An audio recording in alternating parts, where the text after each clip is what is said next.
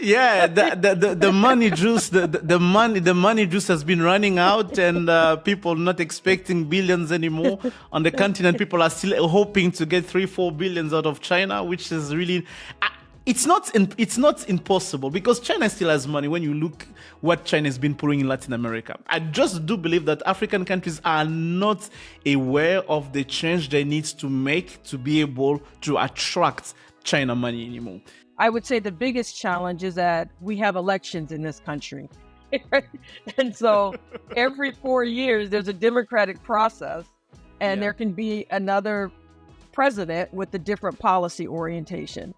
And so the democracy, because we are a democracy, whereas China is not, and therefore they can have leaders for 10, 15, 20 years that can have consistency in their policy. I think that is probably a big difference.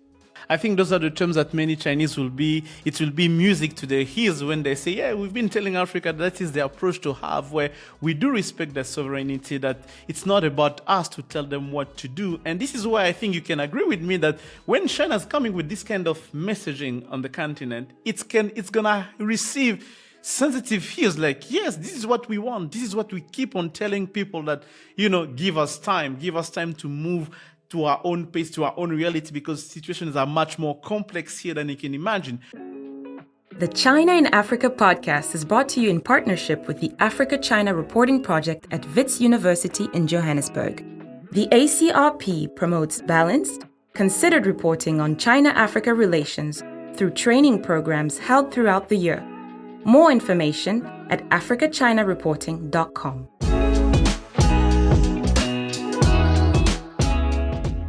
Welcome to this combined edition of China in Africa podcast with the China Global South conversation.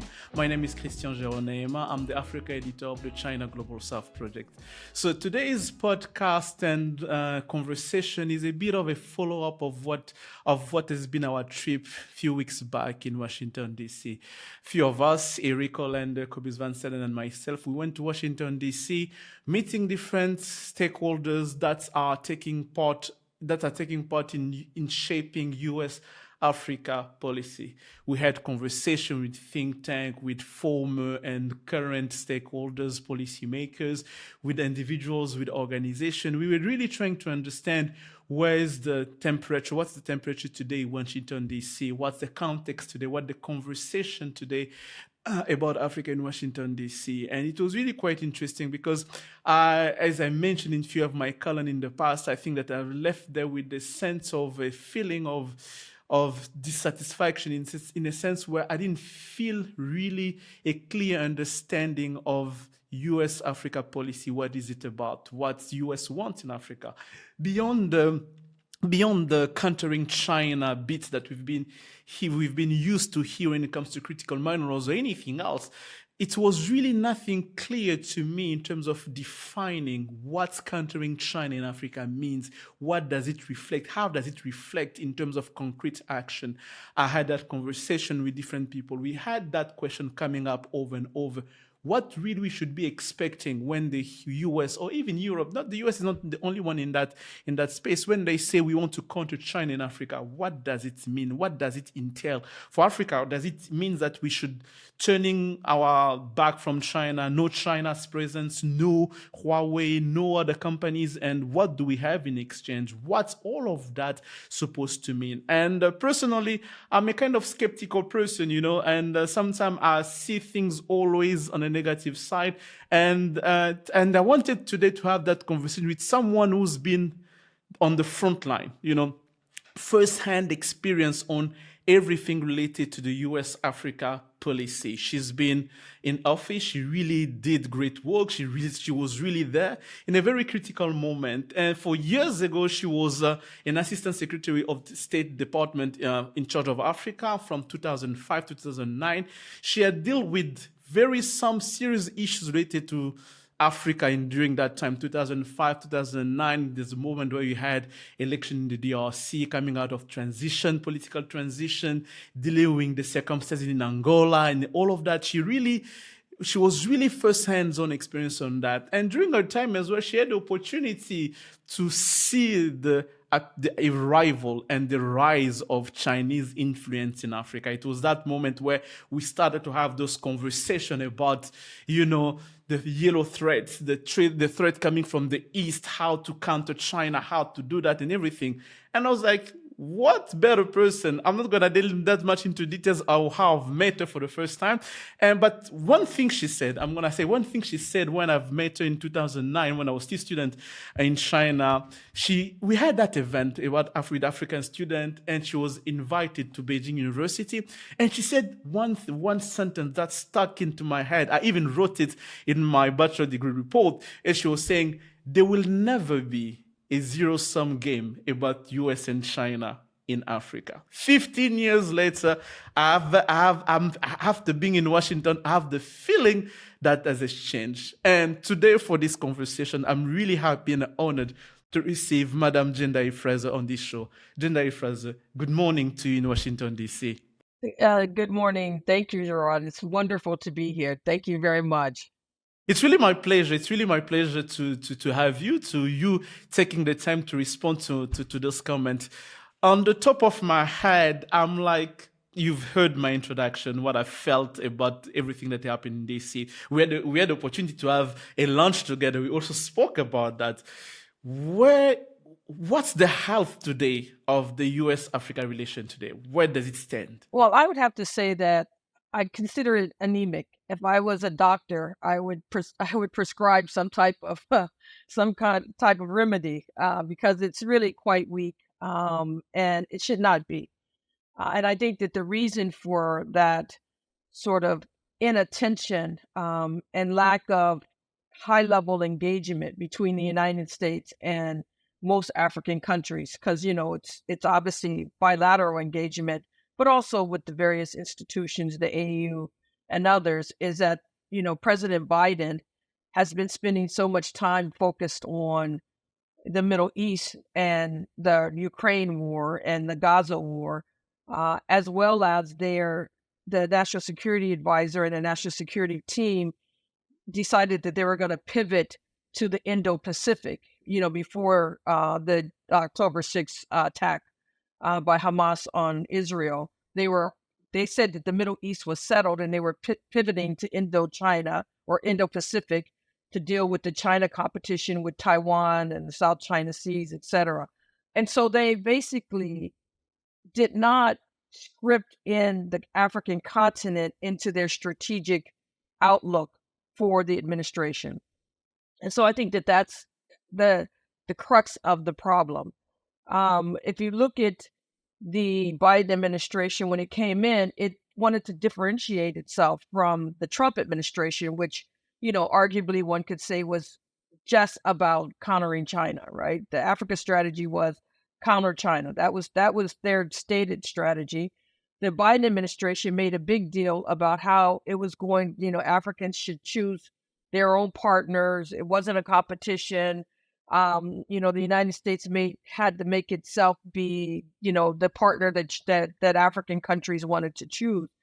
And so they had this, it was as if the Biden administration decided that we've done enough in changing the narrative about Africa policy, but they didn't follow through on actually building it in to their strategy, their global strategic strategy. Now, that global strategic strategy definitely has a component of which you have to challenge China, right? And you need to challenge China globally because it's about, are you going to maintain the institutions, the Bretton Woods institution, and basically what would be called a liberal economic order?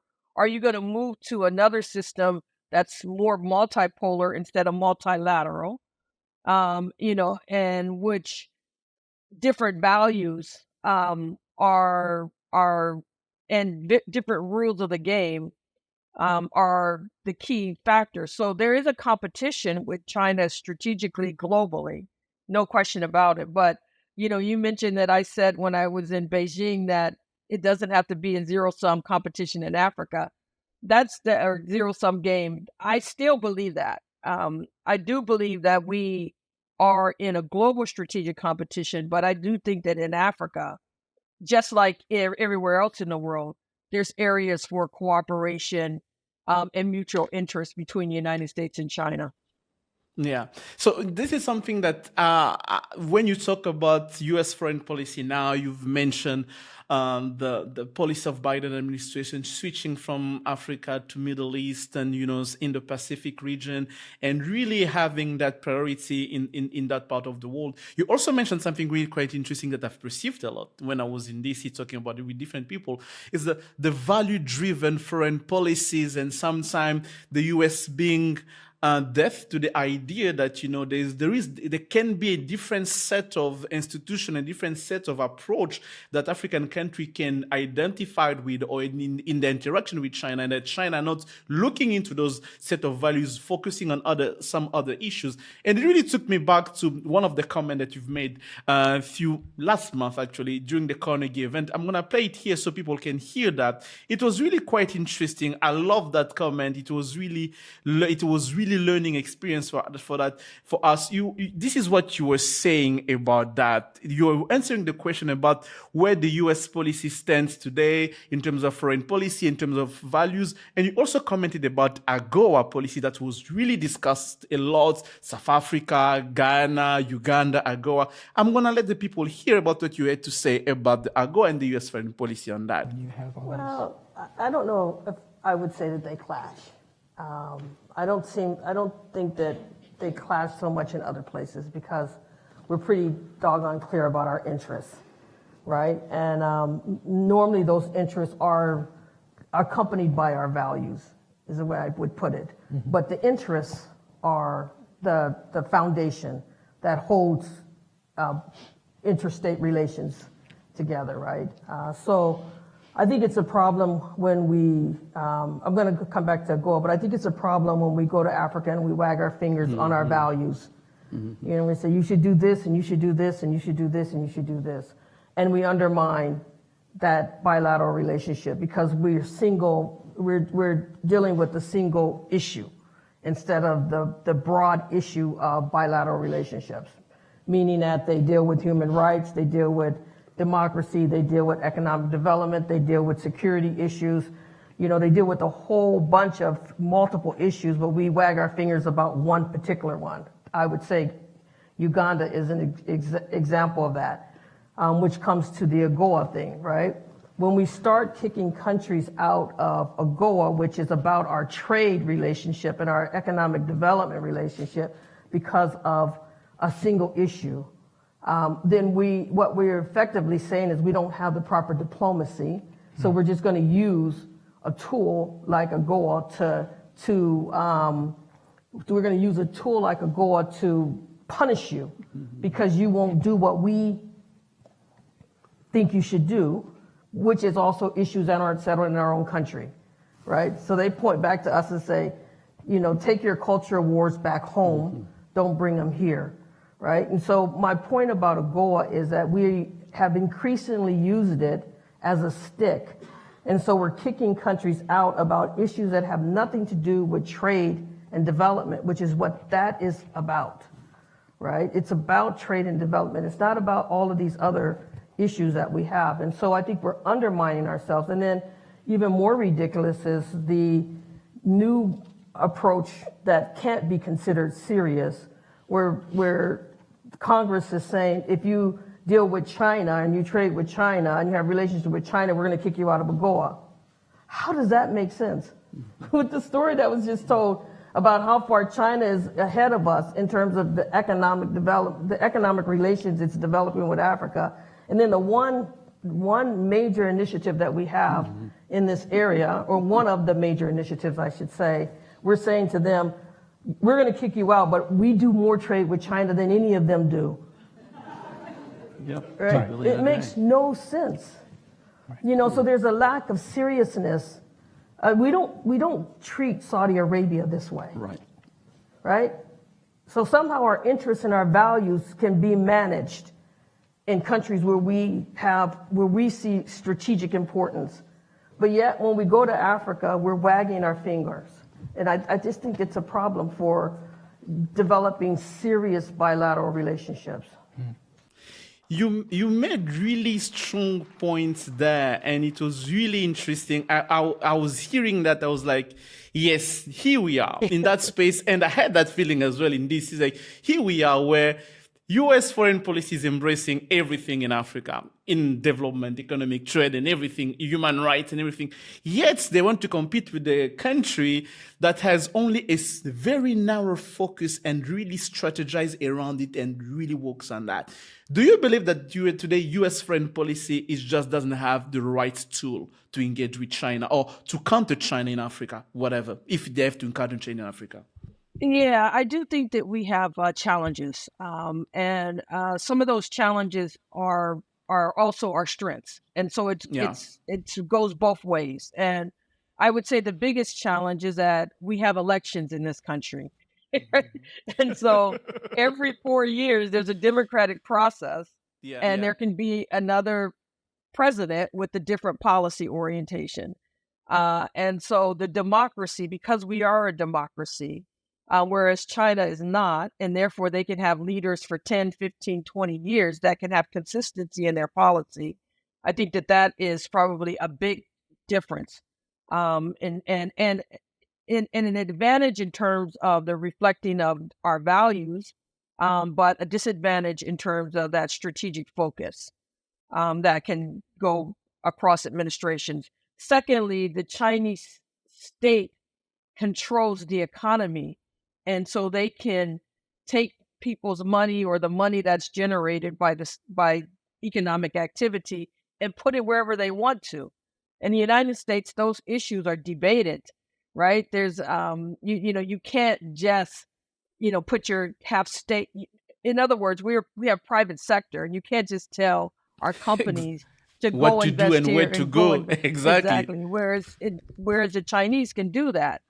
So I think that those are two structural challenges that I would not give up, right? I would stay with America, but I do think that we need to be more strategically minded is China has clearly seen that Africa is, no matter that it's 3% of the global economy, it's critical to the transition to a green economy, for example.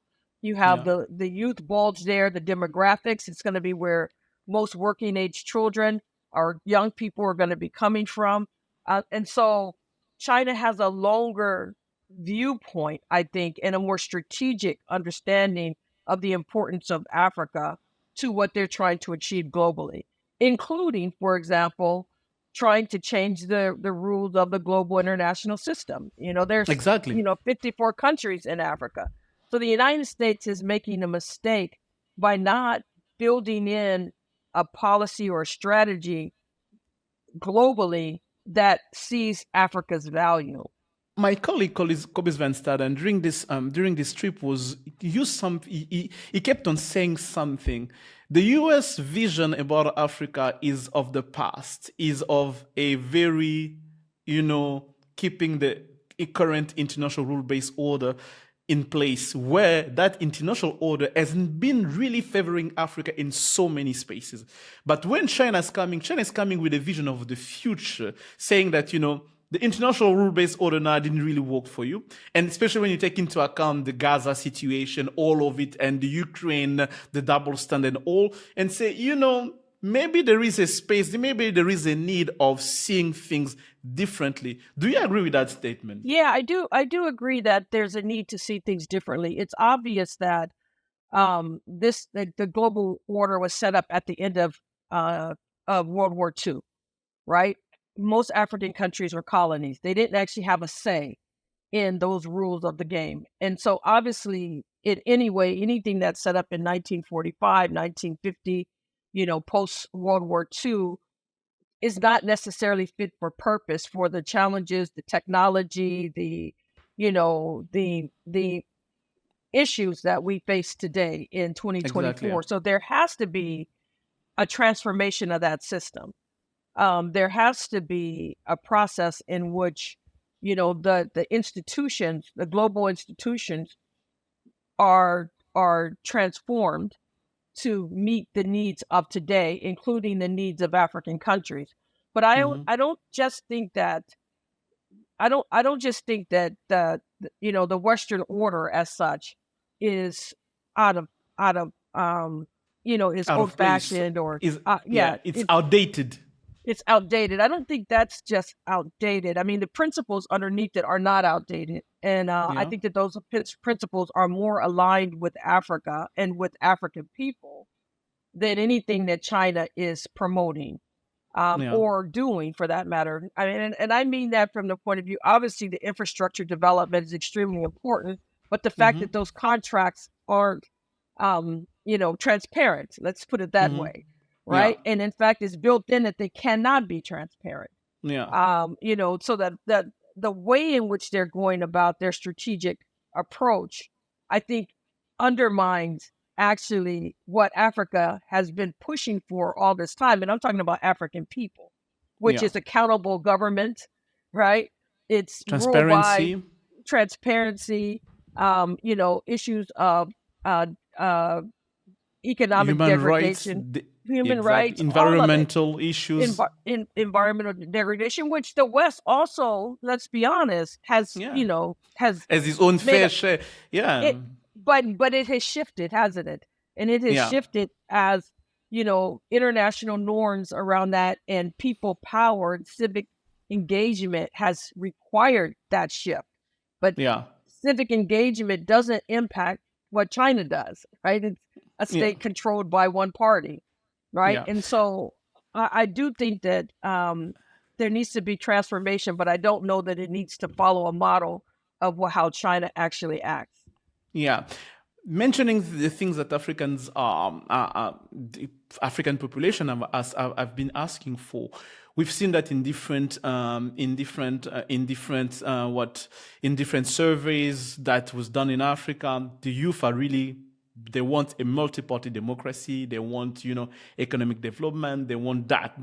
Because many African countries have known a single party rules. They know what it entails. They know how it works. But in the same time, you also hear criticism coming from the continent that, the multi-party democracy and liberal democracy did not deliver what it was supposed to deliver in terms of stability, in terms of economic development, in terms of economic engagement, in terms of trade.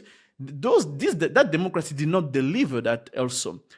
And in the middle, you also have the one-party system. When they look at China, they say, we don't really see ourselves in that country, but they see what the one-party system in China delivers in terms of stability and long-term planning and processing. And you say that this is one of the strengths and the weakness of the U.S. and not in the U.S., many African countries as well, Western countries. The fact that you have every 4 or 5 years, you have election coming and new leaders come, new foreign policy, new foreign policy priorities, new development strategy and everything.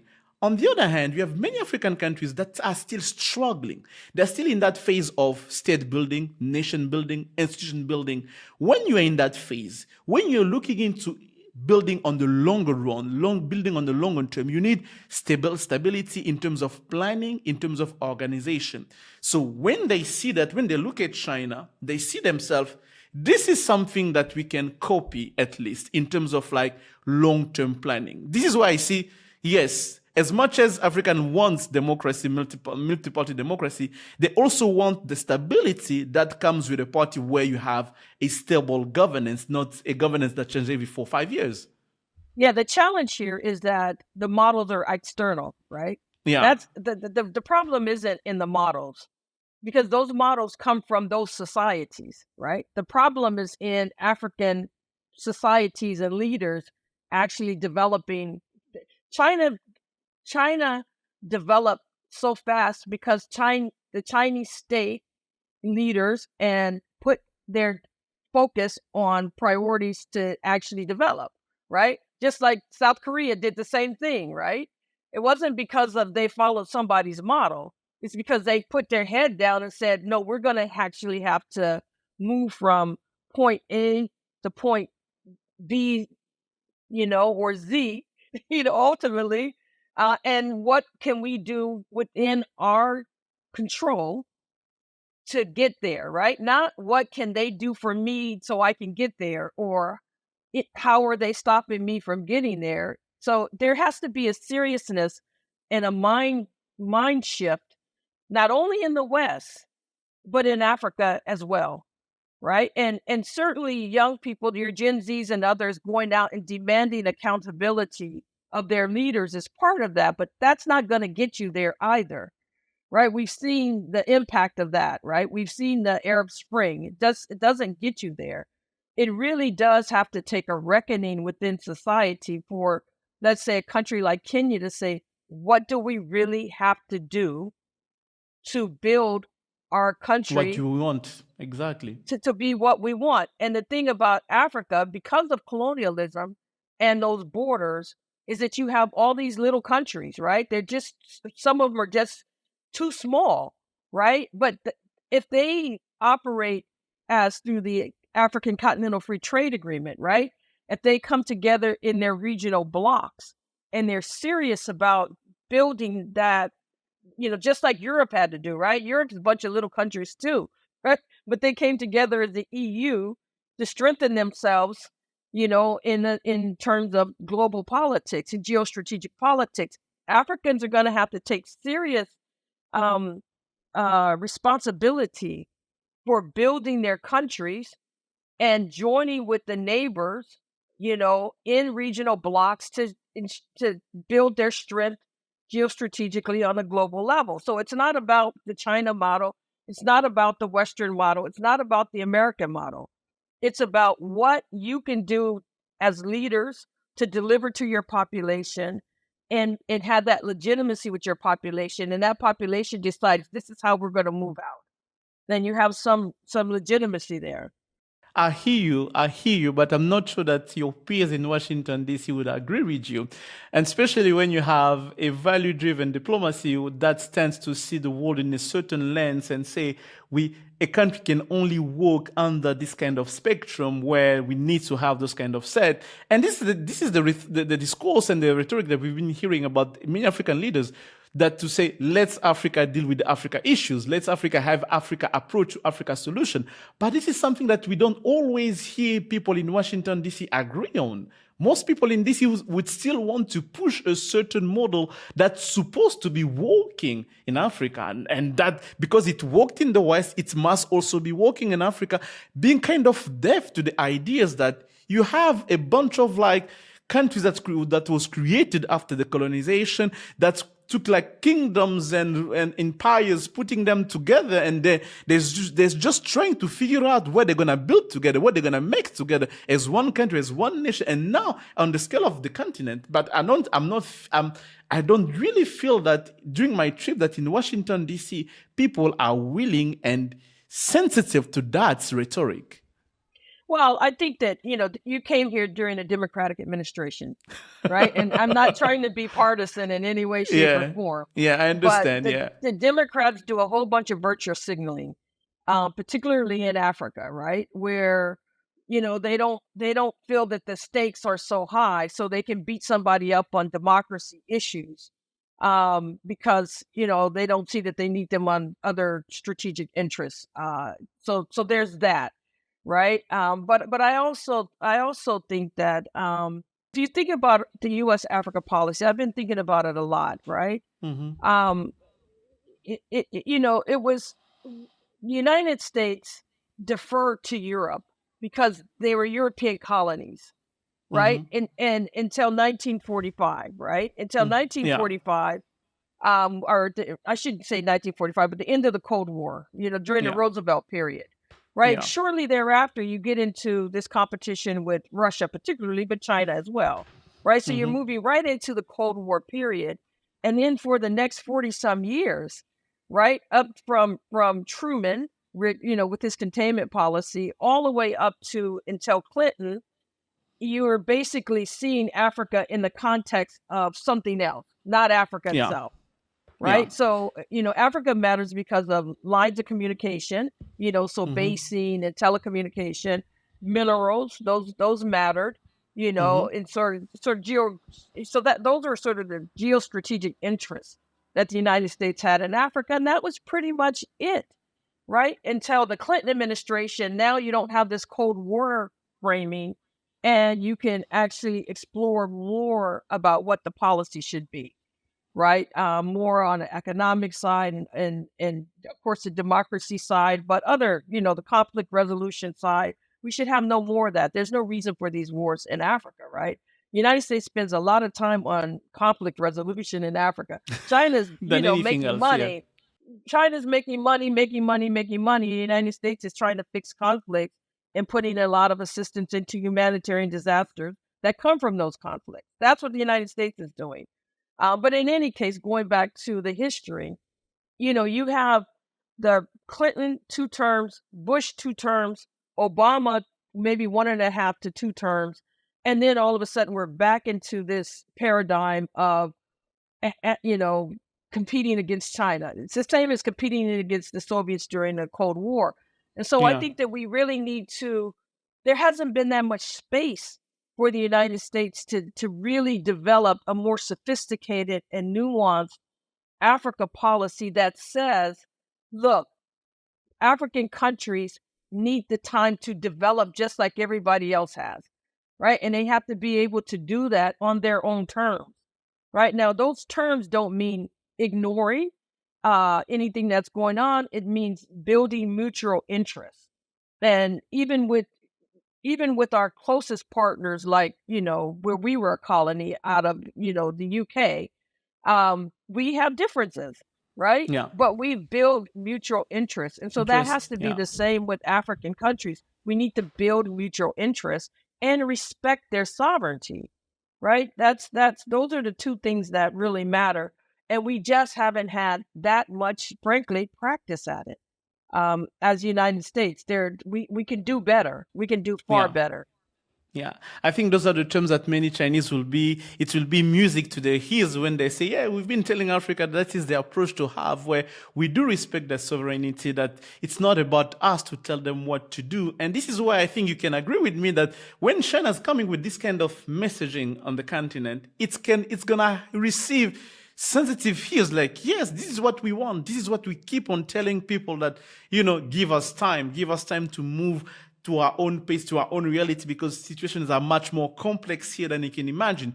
But most of the time, we don't always have that perspective. We don't always receive the time that we need to shape our own future, to shape our own reality. Earlier, you mentioned the fact that you still believe that there's no zero-sum game with the US and China and Africa. I also believe that, because I believe that there is no single country in the world, neither China, the US, or the EU as a grouping of countries, or any superpower that has the ability and the tools to itself being the ideal partners for Africa, or for one single African country. I don't believe there is one country that has that much power to be able to do that.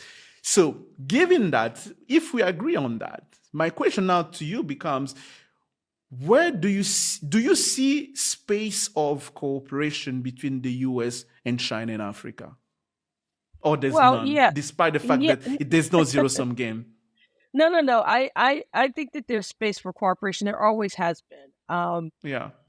Let me just say, when China is having that dialogue about, let's take time to develop, and, we're talking about, that's normally a dialogue that's being had with leaders. It's not a dialogue that's being had with the youth who are looking for jobs. Yeah. And who are saying, look, that big project that you just did, put my little company, my little construction company out of business in Zambia, because all of the contracts went to the Chinese and none of them came to our companies, right? So it's the dialogue is happening at different levels, but that's normally for leaders. I think there's a bit more impatience on the part of the people to have a change, right? But anyway, where can we work together? First of all, I think that the key for the United States is not about external countries in Africa, whether those are European countries, whether those are, the Gulf states, whether that's China, whether that's Russia. I don't think that should be the focus of America's policy towards Africa. Our policy must be 90% focused on African countries and African leaders. The most important countries to solve any problem in a conflict in Africa is its neighbors and its region, right? And that should be where the primary attention is going. And so I think that's first. And its institutions, right? There's some frustration with the African Union, but it doesn't matter if you're frustrated. That's the institution. You have to work with it, right? So that's the first thing. Having said that, China has more influence with certain governments than the United States might have, right? If we both have an interest in seeing a civil war come to an end, okay, let's just take Congo, for example, right? Chinese miners were just attacked in Congo, right? That's at the root of that is instability and insecurity in Congo, right? The United States and China have an interest in stability in DRC. So we should work together to push for that stability in DRC. We have a common interest there, right? We have a common interest. I mean, quite frankly, all of the conflict that's happening in Sudan right now that's benefiting the Gulf states and is, fueled by the Gulf states. The United States and China have a common interest in trying to end that. So there's areas where we could work together, clearly. I think, there's just so many areas where we can work together in Africa with African countries, as key partners. Well, I hate that word partner, but, it's key players, right? Because, I mean, it's their countries, right? So we have to be in sync and engaging. So for me, the biggest thing that the United States needs to do is work with Africa, and then secondarily with these other external players. Yeah. I do share the same sentiment. I believe that there are common interests that African countries would see the U.S. and China, even the EU, working together into helping solving those issues together to address them as partners, as players, or as collaborators in the international order.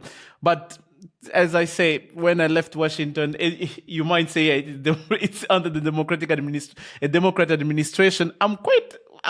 We're going to have to see what a Republican administration would look like, given that we've seen the former Republican administration under Trump. We're going to see if the new Trump, if there is ever a new Trump coming, if things are going to be different. But I've got to stop you there. Come on now. You've seen Republican administrations under George Bush, right?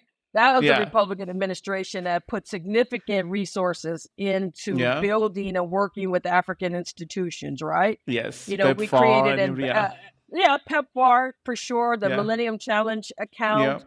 People might not like AFRICOM, but AFRICOM was a serious engagement with Africa and African military. We put an ambassador to the African Union, respecting the African Union. Right? No other country from outside Africa had an ambassador to the African Union when we did that. We worked closely with ECOWAS and EGAD and EAC and so we respected the continental institutions, and that was a Republican administration that was, I think, very holistic in its approach to Africa. Right? Not militarized. It was very much, but what we didn't do was, wag our finger in their face, right? We didn't kick Uganda out of anything because Uganda was working with us on Somalia, right? Uganda was working with us, on Sudan. It just makes no sense whatsoever. So you have seen a Republican administration. You cannot call the Trump administration a Republican administration, right? That's a MAGA administration. That's a MAGA administration. That's a MAGA administration. Yeah. Right. But I mean, just if you just look at all of the national security people from the Republican Party that worked in that administration, they all got fired or resigned, right? True. That because it was a different approach to governance and a different definitely a different approach to foreign policy and national security than what Republicans are used to. So that let's just define it as MAGAs. Yeah. MAGA administration. Let's see what's going to happen with the MAGA administration. So we are wrapping up our discussion. So when I looked at everything that happened in DC, the discussion that we had, the data I've left with, there is one just question that we had among us in the team discussing, like, is there anything else today as Africa that we should be expecting from the US?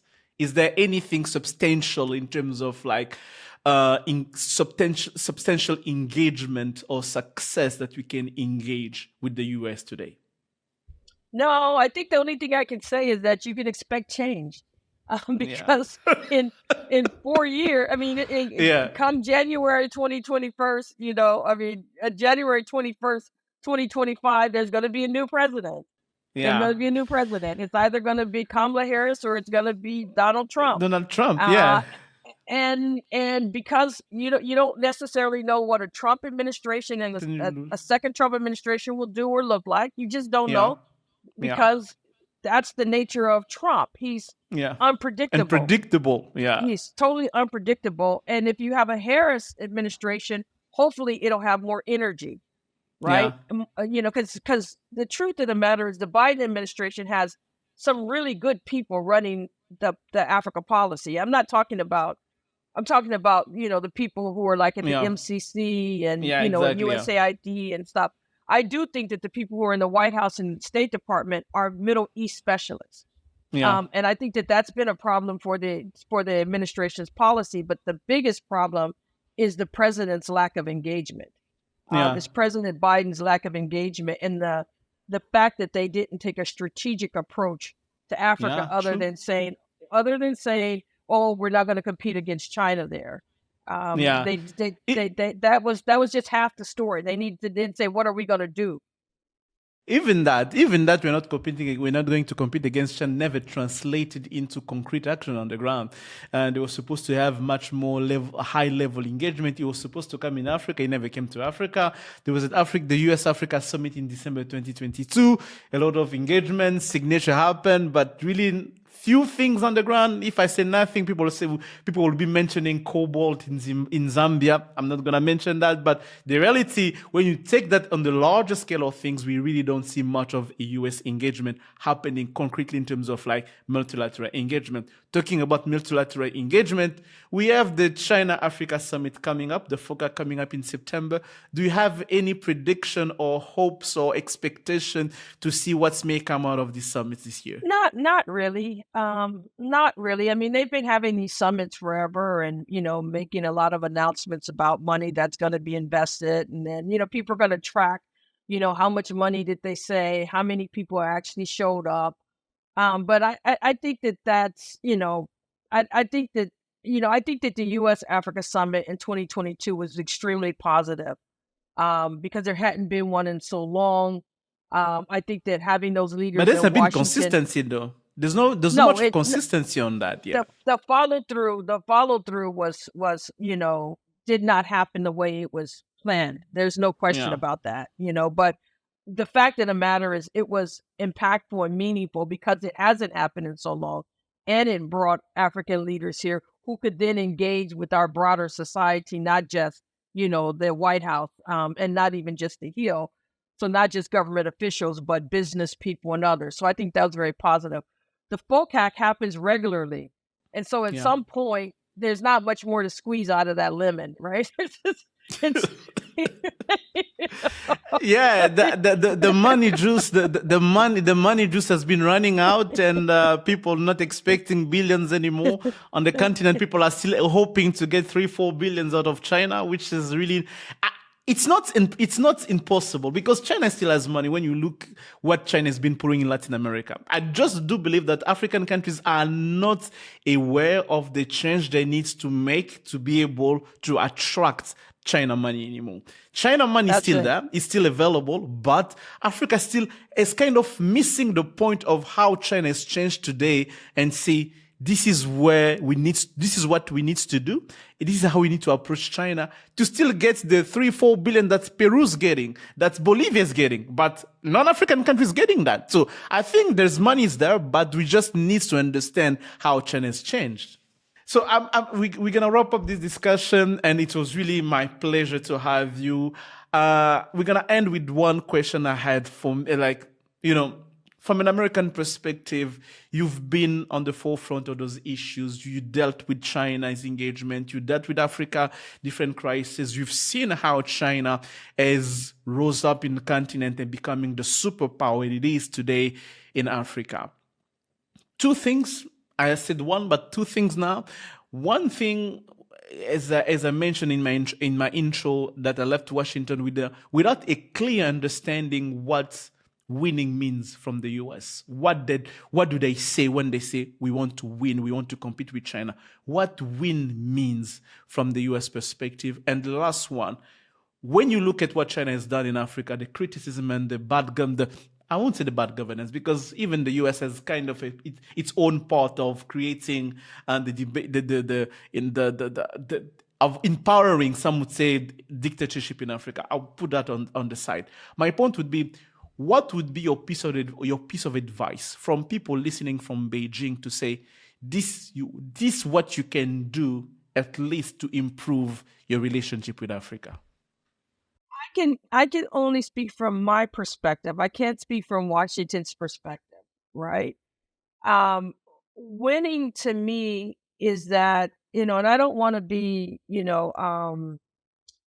esoteric, let's put it that way, but winning to me is the United States having a direct relationship with Africa around the issues that affect the United States and Africa, right? We definitely live in a global world, but I want to see us have direct relationships with Nigeria, for example, right? There's bilateral issues between the United States and Nigeria's position within West Africa and West Africa's position within the continent of Africa, that we can build positive and strong relationships with, right?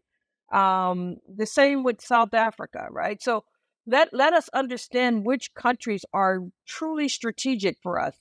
Look at Kenya, look at Tanzania, but look at those countries, and I'm not even leaving out smaller countries, right? A country like Rwanda is a strategic country for the United States, as is DRC. Many in the DRC would disagree with you. My friend in the DRC would be fighting right now if they would be wrong. But they would be wrong. They would be wrong. That's my whole point, right? That mindset is the wrong mindset, right? The fact of the matter is, get governance right in DRC, and you don't have to worry about Rwanda, right? Yeah, that's the truth. That's a good point. That's the truth. That's 100% the truth, right? And so let us have those real conversations, real engagement to move forward with our bilateral and our strategic relationship. And so what I'm saying there is that it's not just about the United States helping Africa. It never has been. Africa has helped the United States. Africa has helped the West. If you look at World War II, there were African soldiers all over that, right? I mean, even if you look at Iraq, right, there was African support for Uganda. US. So Uganda was one of many, by the way, because we had overflight, we had all kinds of things. So what my point is that it's not just the United States helping Africa, it's Africa also working with the United States. And through that engagement, our interests will change, right? The United States needs to be open to what Africa says the global architecture should be going forward. That should be a critical conversation for the United States. The United States should know that they need to hear Africa's voice, because demographics alone mean that they have to hear Africa's voice, right? So that's what I would like. I would like a direct relationship between the United States and Africa. So winning against China has nothing to do with China. It has everything to do with ourselves and how we engage Africa. So that's what I believe. I don't even the competition with China is about global issues. It's not about Africa issues. Africa issues, yeah. And Africa is critical to the global issue. So if we get our relationship with Africa right, then we can compete with China globally, because it's about what that architecture is. And I know that I believe 100% that African people and societies are more aligned with what the United States is aligned with than China, i.e. freedom of religion, freedom of speech, freedom of association, governance by the people. Those values we are fundamentally aligned with. Build on that, not dictate it, but build on it. Build on that. So that's what I would say. If I would say to the Chinese about how they could be better in Africa, I would say listen to your own people,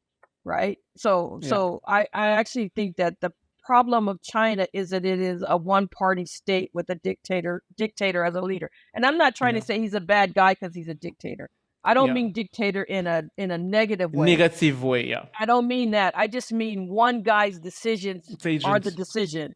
And that's a problem, right? Yeah. Because when you make the wrong decision, like during it affects everyone. COVID lockdown, it's just a mess, right? It's I'm not saying America's a better system, meaning 100% better. Every system is struggling, right? Every system, but the fact of the matter is, I would rather have a more diverse input into how the country is going to move forward than it be a party that says this is, you can only use this social media platform and you can only do this and you can only do that. Yeah. And so I would say to China, become a better model. If you want to do better in Africa, become a better model, particularly in your own country, but also in Africa in terms of the issues of transparency, et cetera. And so none of us, my bottom line is that all of us can do a lot better. African countries and leaders, United States and its leaders, and China and its leaders. We can all do better, right? We obviously all can do better. Africa's only 3% of the global economy. That makes no sense. Yeah. Right? It makes no sense. Yes, it's with those humbling world of view and advice that we are wrapping up this discussion. It was really an honor for me to receive you on this podcast and have this conversation. That, having someone of your caliber that's been there on the forefront of those issues, it's really been a pleasure. Guys, I know you didn't attend our lunch, but during the lunch we had much more deep, insightful conversation that if we had the time to sit, we're going to be going for hours and hours and hours. Madam Jendayi Frazer, it was my real pleasure to have you, and hopefully I'm going to see you again when you come back to Washington, D.C. for another lunch where you're going to see what's a MAGA foreign policy in Africa look like, if it's really different that what we've seen before. But what we can all hope, personally as an African, I can really hope that we have much more pragmatical U.S. relation. I really loved what you say. The U.S. relations, countering China and Africa, should never be about countering China. It should be about the U.S. and Africa itself, per se, for their own values. And this is something we haven't seen for so long time. And yes, we're going to wrap up here. Jendayi Frazer, thank you for your time. Thank you very much, Ron. It's been a great pleasure. I really enjoyed it, and I enjoyed our lunch and look forward to it again. Thank you. Thank you.